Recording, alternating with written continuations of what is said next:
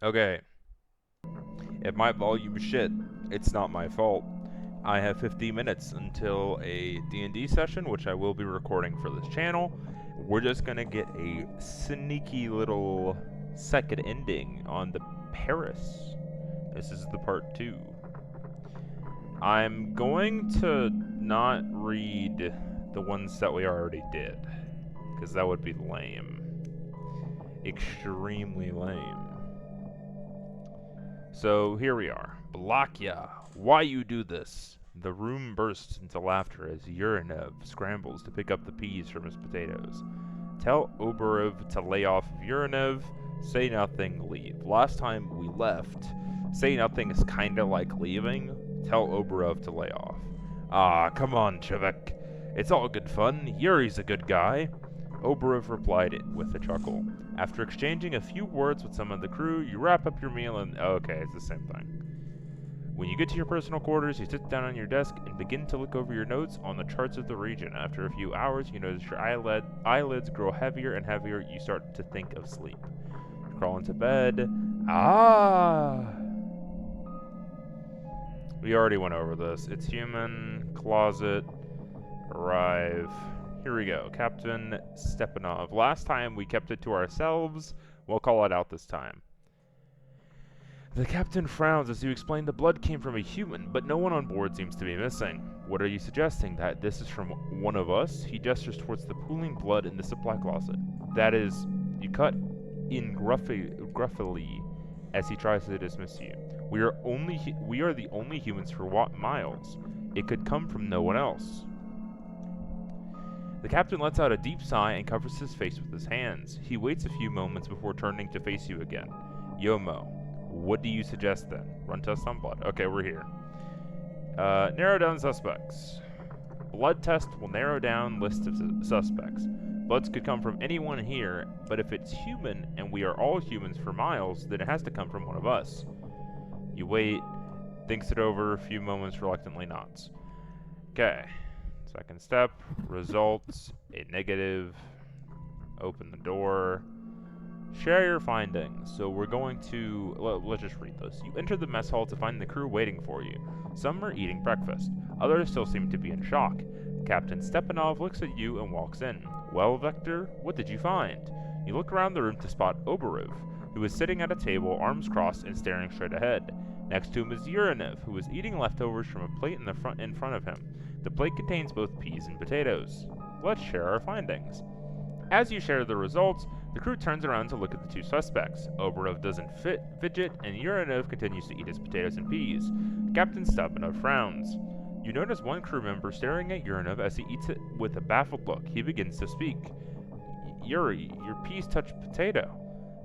At the uttering of these words, Oberov awakes from his daze and begins to glare at Urinev. The room is overcome with a deathly silence as the crew takes in this information.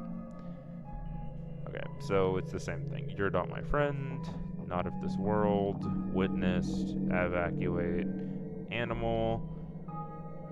We bring everyone except Oberov. The blood we found was A negative. Only one that is here is A negative is Oberov, so we can't trust him. We take everyone but him. That may be true, but we cannot leave.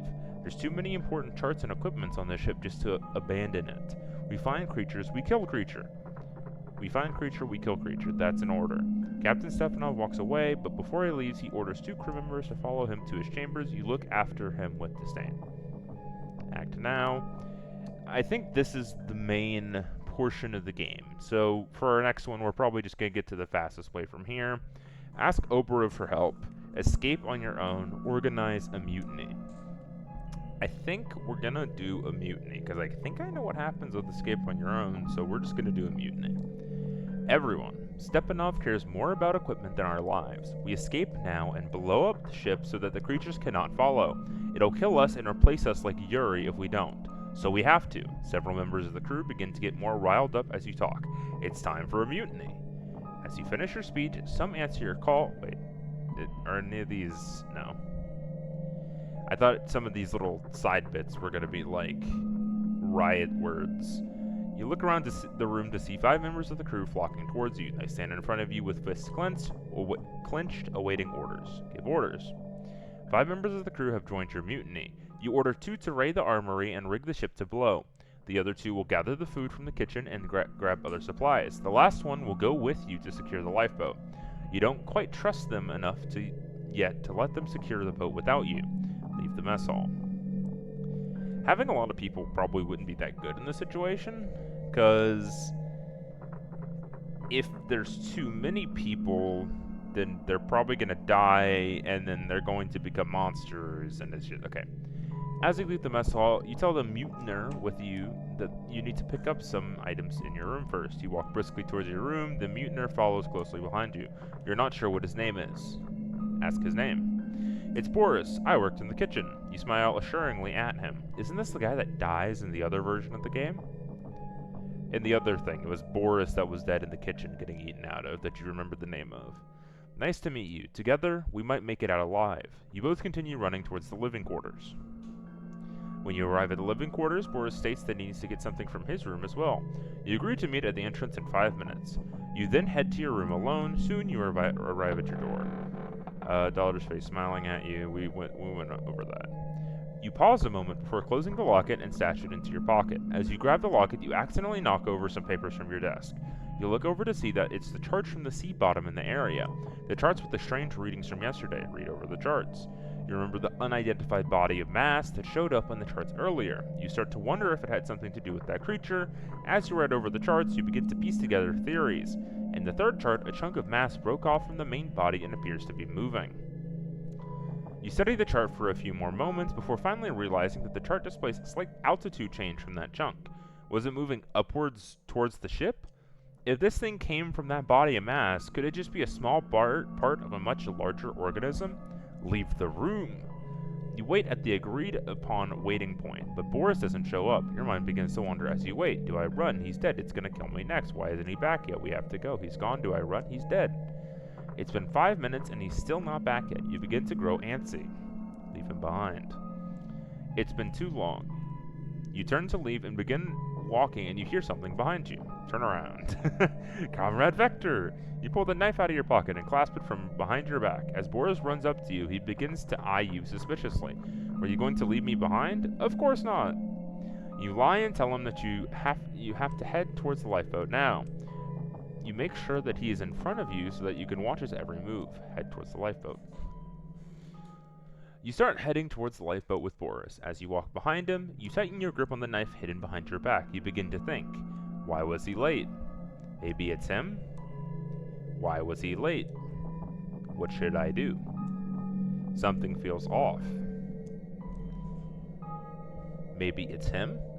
What do you do? Question him, stab him. Question him. What you mean, comrade? I am not a monster if that is what worries you. Here, let me prove it. He opens his bag and takes out a picture of a woman. This is my wife. Would monster keep picture of sentimental value? I think no. Now let's keep moving. He turns around and continues walking towards the lifeboat. You're not entirely convinced. There's still so much that is unknown about the creature. Do nothing. You walk towards the lifeboat with him. Suddenly, you hear a loud bang echo through the halls of the ship. You think it's a gunshot. You both begin to run. You begin to notice blood trails going in and out of some of the rooms. The monster has been busy. You turn the corner and see the lifeboat. So, in the other part of this game, the main issue was that the lifeboat was, like, the thing was broken. There was no oars because the guy that died first, the Yukonev or whatever, he broke the oars. And the ship has no rudder, so it can't move. And the clamp that puts him down is also broken. So let's see how this goes. As the lifeboat comes into view, you feel a wave of relief wash over you. You can finally get out of here. However, your relief quickly fades as you hear shouting and see Captain Stepanov and one other person run around the corner. Vector, stop now! As Stepanov shouts, the crew members accompanying his points a gun at you. Raise your hands up. Stepanov and his lackey begins to rush towards you, gun still pointed directly at your chest. Stepanov growls at you. Elijah, you fucker! Starting a mutiny when monsters roam the ship? What is wrong with you? You split our forces. I had to kill crew members who were rigging ship to blow. They shot my guard. I didn't stop him in time. Ship will blow in 15 minutes. He gestures towards the soldier next to him. I almost lost Pavel here in the chaos, but I found him again. You attempt to convince Stepanov to leave. Stepanov, we have to go. Stepanov cuts you off before you can finish. No! I not finished. He turns to Boris. I expected more from you, Boris. We will escape on the lifeboat, but both of you shall be executed for your crimes. He signals for Pavel to shoot. Pavel freezes. His head begins to twitch, and black, worm-like tendrils begin to flick out from his sleeve. You look over at Boris. The same thing is happening to him. You look to Stepanov and yell, "Run!" Stepanov realizes what is happening. Pavel's arm transforms into a long, slender black blade and impales him. The tendrils making up the blade wriggle as they begin to consume the captain from the inside out. Without even thinking, you sprint down the corridor, seeing the bodies of other crew members strewn around the ship. You see that some of the bodies have bullet wounds. You're unsure if they died because of the monster or because of the mutiny. What did you do? You begin to slow down as you realize what you've done. You've divided the crew. You started the mutiny. The crew killed each other, and the monster picked off the stragglers. You're a murderer. You did this. You murdered them. Was it all worth it? You murdered them. You fall to the floor and begin to sob. You hear a roar as the monster begins to approach you, but there is nothing to fight it with. Nowhere to run, no one to help you. You accept death. Death is all you deserve. Everyone is dead because of you. Your selfishness killed the crew. Your inability to trust killed you. Look down at your hands. You hear footsteps approaching you, but you don't look up. There's a hissing noise, and you feel a firm tug at the back of your clothes. You are lifted up off the floor. As you look upwards at your captor, you see a black mass of ever-mutating worm-like strands. It is both solid and shapeless at the same time. You look into its black, soulless eyes and close your eyes as it lets out a blood-curdling shriek. There is a deafening roar. In an instant, everything is white and your entire body is enveloped in an excruciating burning sensation. Then, a comforting warmth envelops you. The monster shrieks, but more high-pitched and wailing. It sounds as if it's dying. As you feel your body burn away, you realize what happened. The explosives have gone off, and this is it. There's no way to survive the explosion. Even though you know you are about to die, you feel some comfort knowing that the creature was caught in the blast. As you close your eyes, all sensations begin to fade away, until you feel nothing, see nothing, and are nothing.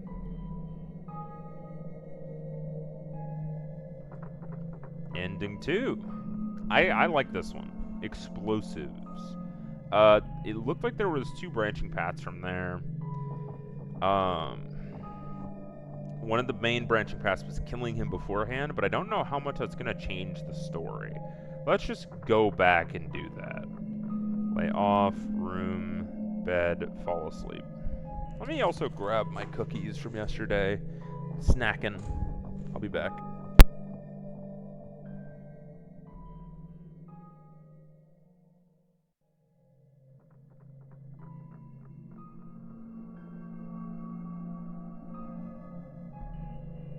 I hope they didn't fuck up my audio.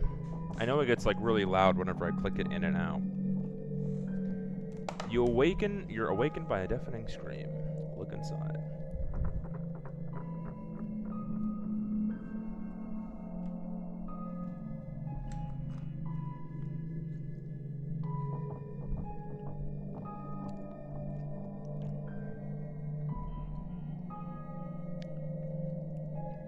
Second step. Results. Report to mess hall. Open the door. Share your findings. Speak. Information. Stands up. Stop him. Not of this world. Witnessed. Need to evacuate. Monster. We bring everyone. Disdain. Act now. Organize mutiny. It's mutiny time. Give orders. Leave mess hall. Don't ask. Living quarters. Open door. Smiling at you. No time. Leave him behind. Turn around. Of course not. Head towards lifeboat. Stab him. You slowly raise the knife above your head. As you're beginning to creep up on him, you are ready to plunge the blade into his back, but he suddenly turns around. You quickly hide the blade as he looks at you suspiciously. You all right there, comrade? I am fine. Keep going.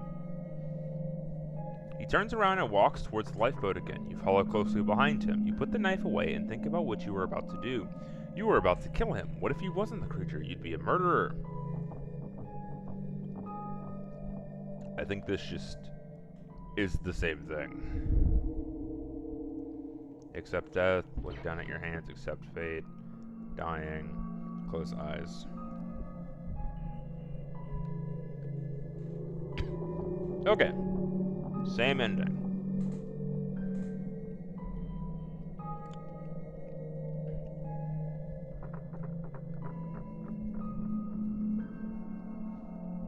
Let's just go back to the split path.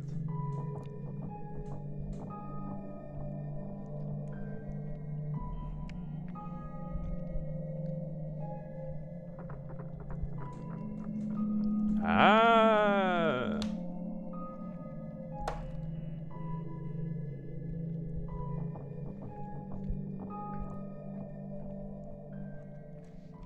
Put the crew at ease. You wait for his response. Medical room. Begin second step. Results. Report to mess hall. Open the door. Share your findings. Speak. Information. Stands up. Stop him. Not of this world. Witnessed. Creature evacuate. Monster. Bring everyone. Disdain. Act now. Escape on your own. After seeing what it did to Urinov, you know choosing to stay here is the same as choosing to die. You slowly start to edge towards the kitchen as the others coagulate into small groups. No one seems to notice you. They are too busy watching Oberov and whispering amongst themselves. Finally, you arrive at the door. Open the door. You enter the kitchen and race towards the cupboards. You swing the cupboards open and begin grabbing emergency rations, stuffing them into your coat pocket. When you are done, you leave the room. You exit out the back door and begin running to your room. You see another crew member sneaking around on his own. He gives you a knowing nod before briskly walking away. You arrive at the door to your room. Open the door. You open the door and enter your room. We already did this. No time. The creature. Wait, I skipped it. You immediately dart behind the corner and cover your mouth with your hands, desperately trying to muffle the sound of your breathing. After a moment, you work up the courage to peek your head around the corner to look, but the monster is nowhere to be found. Wait. Suddenly, you hear a terrified scream and a loud, deafening bang that reverberates through the hall. A gunshot. There is silence for a few moments. Suddenly, there is another shot, and a blood-curdling shriek fills the air. It's unlike anything you've ever heard before, frightening, wicked, and unearthly. Abruptly, you hear a flurry of wax, followed by the sound of flesh being sliced. There's a few agonizing screams, and then nothing. Your breathing becomes short and erratic as you listen to them die. Go back. You begin to slowly back away. After a few steps, you turn around and race back the way you came. You will have to go the long way to get to the lifeboat. As you race through the halls, you notice small blood spatters decorate the walls. The creature has been busy. Without even thinking, you start to run faster, huffing with every step. As you run, you see a figure in the distance. It looks like Oberov.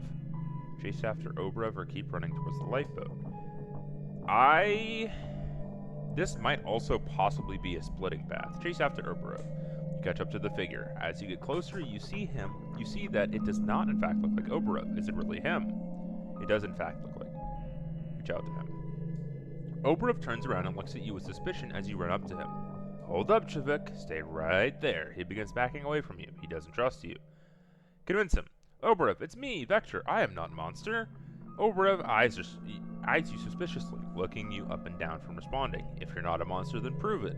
Tell him about your daughter. You take your locket out of your pocket and show him the picture of your daughter. Your eyes get a little teary as you begin to explain. This is Maya. She's my daughter. I need to get back to her, and I think I might need your help to do that. Please. Oberov's stance becomes a little bit more relaxed as you explain. Suddenly, you hear a roar. Without even thinking, you jump into the nearest room, pull Oberov inside of you. As you close the door, it turns to pitch black. There's a tiny hole in the door that lets in a small beam of light. You hear footsteps as the creature passes through the hole. Peer through the hole or stand still. Holding your breath, you peer into the hole and look out into the hall. At first, you can't see anything as you look into the hallway, but soon, a writhing mass of black worm steps in front of the hole. You feel your whole body freeze as the creature looks around. Its body begins to pulse in shapes and begins to mutate.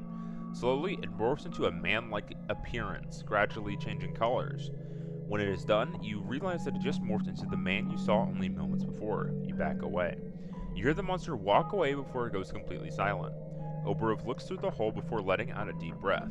Well, I guess if creature is out there, it couldn't be you. Listen, I have a plan. Oberov flicks a switch, illuminating the room. You squint as your eyes adjust the light. Looking around, you see that you are in a supply closet. You look down to see Oberov is holding out something. It's explosives. What are you doing with that? I'm gonna rig this ship to blow. That's... What? That thing killed my friend, so I returned the favor.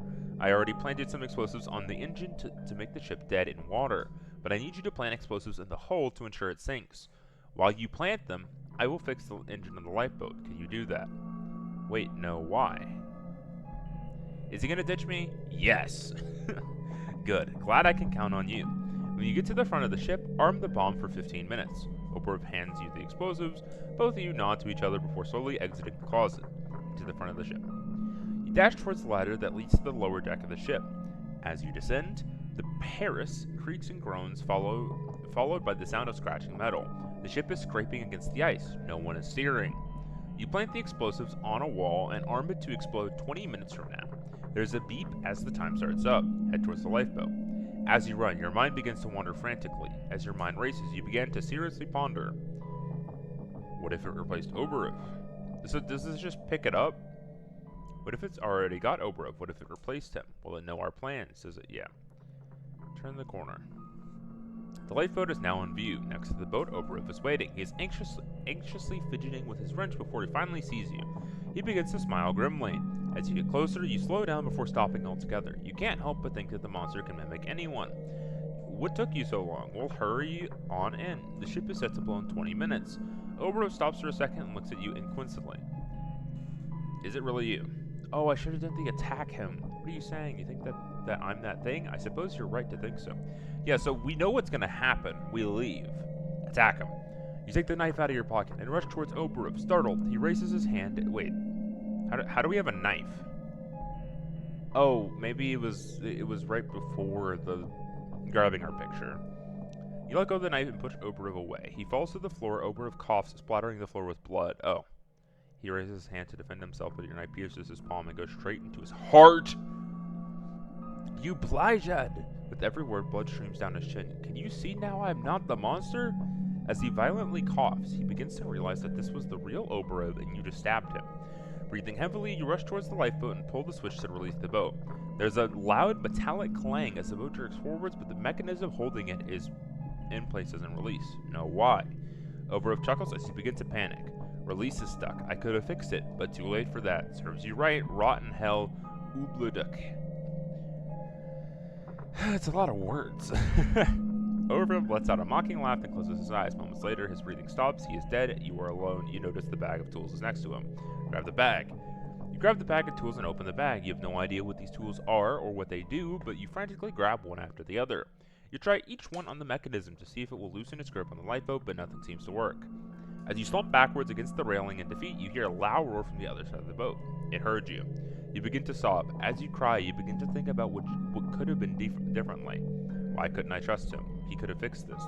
It's going way too fast, and also paranoia is at 63. The monster roars again. It sounds much closer now. You bury your face into your hands. You can hear footsteps approaching you, but you don't look up. There's a hissing noise. You feel a firm tug on the back of your clothes. You're lifted off the ground. As you look upwards at your captor, you see that blood-curdling shriek. Fuck you. Suddenly, your body is enveloped by a burning sensation as the explosives go off. There's a deafening bang and then nothing. Okay. I will run through this one more time. Because I think there is a good reason to, which is, what if we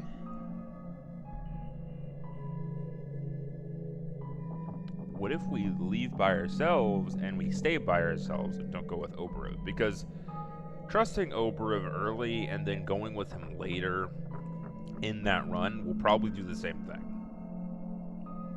Right? It should. Oh, no, it's not it should. It does. Share findings. Wait a second. What's changed? You're in information. Stands up. Stop him. Not of this world. Witnessed. Evacuate. Yuri. Bring everyone. Disdain. Act now. Escape on your own. Open the door. Leave the room. Open the door. No time. The creature. Wait. Go back. Towards the lifeboat. As you turn the corner, you see the lifeboat in front of you. A wave of relief washes over you as you run towards it and get in. However, relief quickly turns to panic as you realize the engine has been ripped open. You try to start it up, but nothing you do seems to work. You curse vehemently at the engine, but that does nothing except make noise. I will paddle. No use in trying. I will paddle. There's still a chance. You can just paddle. You scan the entire boat but can't find a single paddle. You curse, and you find a large pole. It will have to do. You notice the lifeboat is still locked in place, but some sort of release mechanism. There is a switch labeled release. Flip the switch. There's a loud metallic clang as the boat jerks forwards, but the mechanism doesn't release. The bitter cold must have broken the release mechanism. You frantically try to pry open the mechanism with your bare hands, but the lock doesn't budge.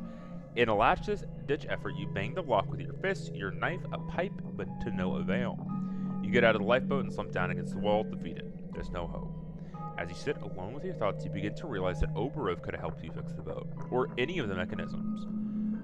If they had been with you, maybe you could have survived. You could have seen your daughter again. Your vision grows blurry as tears begin to well up in your eyes. You let out a frustrated yell. This one's different. Rah! You yell is answered by a low roar. You realize it's the monster, but you have already accepted defeat and don't try to run. You bury your face in your hands. You can hear footsteps approaching you, but you don't look up. There is a hissing noise, and you feel a firm tug at the back of your clothes. You're lifted off the floor. You look towards your captor to see a black mass of ever-mutating worm-like strands. It is both solid and shapeless at the same time. You look into its black, soulless eyes and close yours. It lets out a blood-curdling shriek. Every time it says do nothing, so we're going to stab it. You take your knife and attempt to drive it through the creature's head. However, wriggling black worms form a hole before the blade even hits. Wait, a hole. Almost as if each one was purposely avoiding the blade. The creature howls at you. This is it. You accept your fate as the creature opens its mouth. There is another blood-curdling shriek as you're enshrouded in darkness and then silence. For a few moments, you hear nothing, see nothing, feel nothing. But then, you begin to hear voices of humans, all talking with one another, advising something, telling it what to do. Some of the voices sound familiar, others foreign. After a while, you begin to realize that one of the voices belongs to Uranov, the others on the crew. Their voices comfort you. The black void clears. Slowly, the darkness around you begins to fade. You can see the halls of the ship and begin to walk towards the captain's quarters. As you look down, you see a writhing black mass of worms where your hand should be. It slowly becomes a hand. You begin to realize what you become. That you are no longer you, but we, and we are Hungary. So you become the monster in that one. A lot of words. This game is great. It's just a quick little hour of mini horror. Technically, there's no need of playing this game since I already played through it, which was dumb. There's a couple different things we didn't go through. You can try and get the achievements on your own. There's a couple different paths that I ignored, like whenever we were by ourselves. You can go to Oberov and then leave him. You can also, like, not stab him the first time, but stab him later. With the other guy, maybe you can stab him the second time, and that'll work. There's also the... what was the last one? Inside the Heidi bit, maybe you can, like, stay in the door, and that'll do something. I suggest getting this game. I don't know how Steam works with getting money from installs or downloads, but I suggest it highly. If you have any suggestions, leave it in the comments below. Yeah, that's pretty much it. This was the PERESMESHNIK. PERESMESHNIK.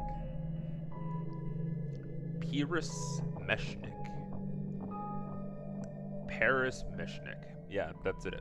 That's what I'm going with. PERESMESHNIK.